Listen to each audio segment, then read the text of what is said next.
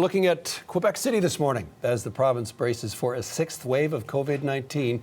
Our colleagues at Radio-Canada have obtained a 90-page document detailing the Legault government's plans to rebuild healthcare in the province by 2025. It includes 50 main measures that range from speeding up paperwork to changing how emergency rooms are run.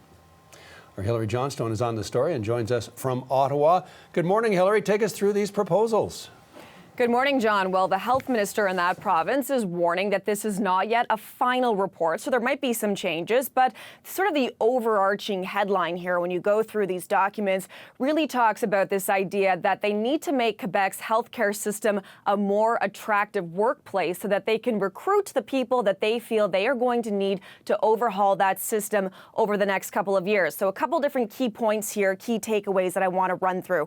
First of all, this plan calls for an elimination of mandatory overtime for nurses once and for all. Instead, it talks about actually overstaffing the system so that nurses would no longer be forced into mandatory overtime when there are absences. They also plan on hiring 1,000 nurses from abroad over the next couple of years, and also talk about trying to end this dependence on agencies, private agencies, to try and fill some of those staffing shortages. This plan also talks about hiring some 3,000 new clerks who would do the bulk of the paperwork so that doctors and nurses can focus their attention on actually caring for patients, trying to speed up, getting all of that paperwork done. It also talks about changing the way that family doctors are paid in Quebec. Right now, they are paid per act. This instead would see family doctors paid per patient. And we have long heard from Quebec's Premier François Legault that he feels part of the reason why there are 945,000 Quebecers without a family doctor is because some family doctors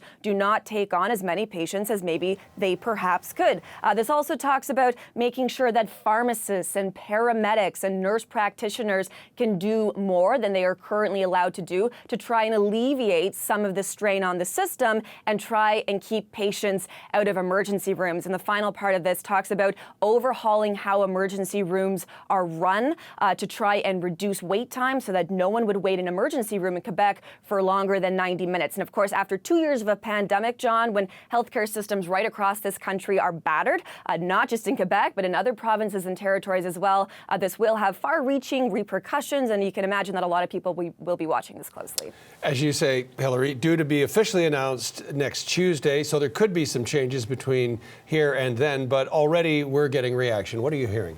That's right. So we're hearing in particular from the Liberal health critic who's wondering why it has taken the Legault government 4 years in order to get this done, also outlining some concerns about whether or not people will be able to still go to a family doctor if they want to. Here's some of what we've heard.